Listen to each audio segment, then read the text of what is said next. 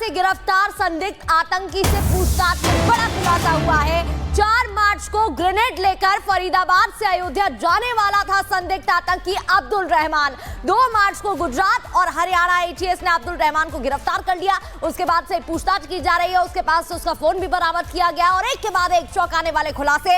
Al Qaeda से भी जुड़ा था अब्दुल रहमान, AQIS से भी जुड़ा हुआ था, ISI से कनेक्शन निकलकर सामने आया। ग्रेनेड लेकर अयोध्या जाने वाला था। 4 मार्च को ग्रेनेड लेकर जा रहा था। साजिश रची जा रही थी, पहले से ही प्लानिंग प्लॉटिंग की गई थी।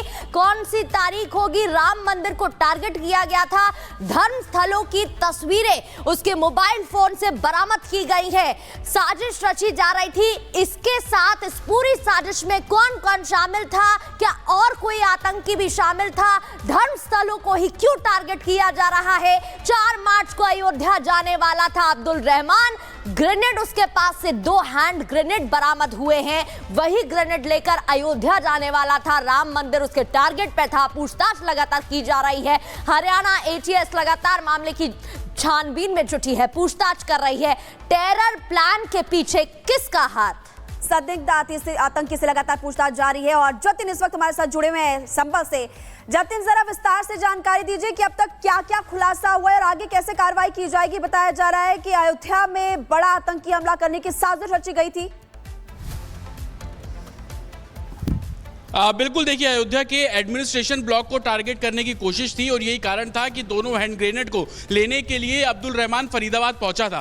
पूछताछ में उसने कई खुलासे किए। पूछताछ में ये बताया कि 4 अप्रैल को वो वापस अयोध्या जो है वो जाना चाह रहा था। उसके पास जो टिकट बरामद हुई है वो अयोध्या कैंट से दिल्ली जंक्शन की टिकट बरामद हुई है, जो कि 1 तारीख थी। एजेंसियों को इस बारे में आशंका है कि वो 1 तारीख को ही दिल्ली लौटा, दिल्ली से फरीदाबाद गया। जो 2 हैंड ग्रेनेड उसके पास से बरामद किए गए हैं, ये दोनों ही हैंड ग्रेनेड की जो क्षमता है वो 30 मीटर तक की है। 30 मीटर तक वो जो एक तरीके से हमला है वो कर सकते हैं। और ये भी जानकारी मिल रही है कि AQIS लिंक अब्दुल रहमान से जुड़ता हुआ नजर आ रहा है। जो सुलियान नाम का शख्स है, जो कि आतंकी है, पाकिस्तान ऑक्यूपाइड कश्मीर में ट्रेनिंग कैंप चलाता है, उसके संपर्क में था और उसी के कहने पर दोनों हैंड ग्रेनेड को रिसीव करने के लिए अब्दुल रहमान फरीदाबाद पहुंचा था और दोनों हैंड ग्रेनेड उससे रिसीव किए, अपने बैग में रखे। अब्दुल रहमान को लेकर चौंकाने वाले खुलासे हो रहे हैं। वो देसी कट्टा, जिसको हम रिवॉल्वर भी बोलते हैं, वो बनाना साफ तौर पर जानता है और कहीं ना कहीं इलेक्ट्रॉनिक्स का उसको बहुत ज्यादा शौक था। जो 2 फोन उसके पास से बरामद हुए, एक फोन वो अपने परिवार वाले, अपने दोस्तों से बात करने के लिए इस्तेमाल करता था।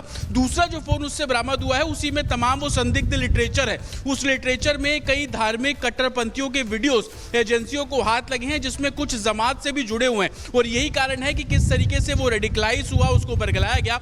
इसमें जमात की एंट्री होती हुई और उसको इन्वेस्टिगेट करने का जो काम है वो एडमिनिस्ट्रेशन लगातार कर रहा है। कई ऐसे वीडियोस मिले हैं जो किसी एक धर्म को बहुत अब्यूजिव लैंग्वेज जो है वो दे रहे हैं और अपने धर्म को बहुत ऊपर रखने के जो वीडियो हैं वो अब्दुल रहमान के फोन में मिले हैं और यही कारण है कि जो IP एड्रेस एजेंसी उसने रिकवर की है, उसमें पाकिस्तान के बहुत सारे IP एड्रेस हैं। जिस मेल के जरिए वो बात किया करता था उसमें पाकिस्तान के मेल है और कुछ ऐसे नंबर्स, इंटरनेशनल नंबर मिले हैं जो पाकिस्तान के कंट्री कोड से जुड़े हुए हैं। यही कारण है कि ना सिर्फ गुजरात ATS, हरियाणा STF और साथ ही जो IB है और भारतीय सुरक्षा जांच एजेंसी है, वो भी अब्दुल रहमान और उससे जुड़े लोगों को ट्रेस करने में लगी हुई है। हरियाणा STF की टीम इस समय अयोध्या में मौजूद है।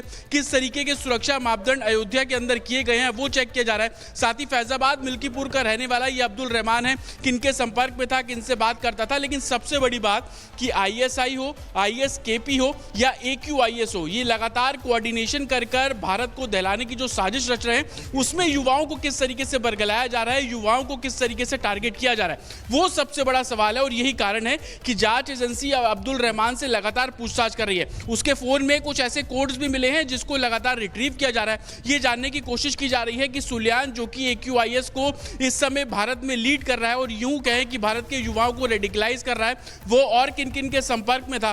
फरीदाबाद में लोकेशन भेजने वाला जो सुलियान है वो सामने आ रहा है। उसके फोन से वो लोकेशन भी बरामद हुई। ये भी जानकारी मिल रही है कि हैंड ग्रेनेड को छुपाने के लिए जमीन में गड्ढा भी खोदा गया था, क्योंकि तमाम ऐसी बातें हैं जो कि इन्वेस्टिगेशन में निकलकर सामने आ रही हैं और यही कारण है कि अब्दुल रहमान से लगातार पूछताछ कर रही है।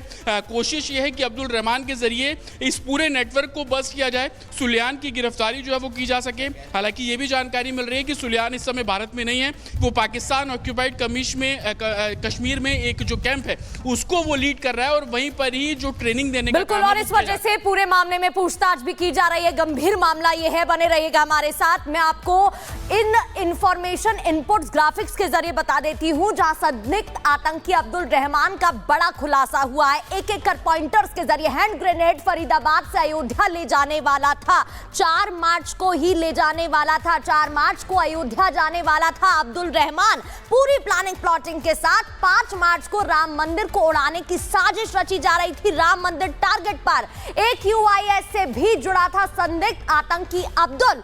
मोस्ट वांटेड आतंकी सुफियान के भी संपर्क में था। सबसे बड़ी बात यहां पर, बैन ऐप के जरिए सुफियान से संपर्क करता था, प्रतिबंधित ऐप के जरिए वो जानकारी देता था, लेता था। अब्दुल ने हैंड ग्रेनेड और डेटोनेटर गड्ढे में छिपाए हुए थे। पहले से ही प्लानिंग प्लॉटिंग की जा रही थी, रणनीति रची जा रही थी। देसी तमंचे उसके पास से बरामद किए गए। अब्दुल के पास से जब्त किए गए 2 मोबाइल फोन, जिसमें कई संदिग्ध जानकारियां मिली है। धर्म विशेष को भड़काने वाली सामग्री मिली है, उसके मोबाइल फोन से वीडियोस मिले हैं। सोशल मीडिया के जरिए आतंकी संगठन से जुड़ा था। मॉड्यूल का पता लगाने के लिए सुरक्षा एजेंसियां भी जुटी हुई हैं। क्या कोई और भी मिला है? क्या कोई बड़ा नेटवर्क है? ISI से कनेक्शन, AQIS से कनेक्शन, और किसका हाथ हो सकता है? ओवर टू यू महिमा।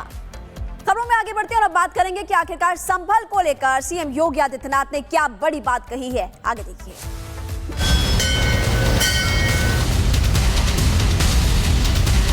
संभल में 67 तीर्थ थे। हमने तो वही कहा कि जो हमारा है वो हमें मिल जाना चाहिए।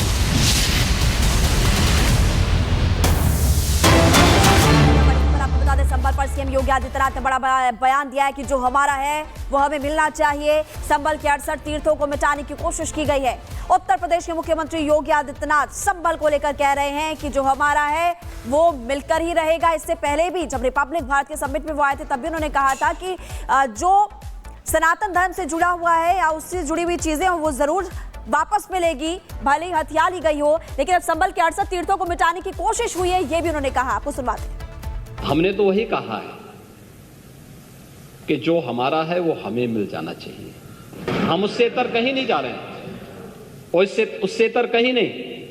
और 19 जो कूप हैं उन्हें भी मुक्त कराया गया है। सच कड़वा होता है और उस कड़वे सच को स्वीकार करने की सामर्थ्य भी होनी चाहिए। लगता है कि ये आपके लिए उल्टी गिनती है कि जनता आपकी बात को अब सुनना ही बंद कर दी है। आप देखें ना कि कोई उत्तर प्रदेश का कोई गांव ऐसा नहीं था जिससे बस वहां नहीं पहुंची हो। आस्था नहीं तो ये जो हम कर रहे हैं ना, संभल में भी कर रहे हैं, ये आस्था का ही सवाल है। ये आस्था का ही सवाल है। ये जो कॉरिडोर बन रहे हैं, ये आस्था का ही सवाल है। और उसी आस्था के सवाल के साथ जोड़ने के लिए ही सरकार ने इस आयोजन के साथ जुड़ करके, और ये जो 7,500 करोड़ रुपए खर्च किए थे, केवल कुंभ के आयोजन के लिए नहीं किए थे। हमारे लिए यह आयोजन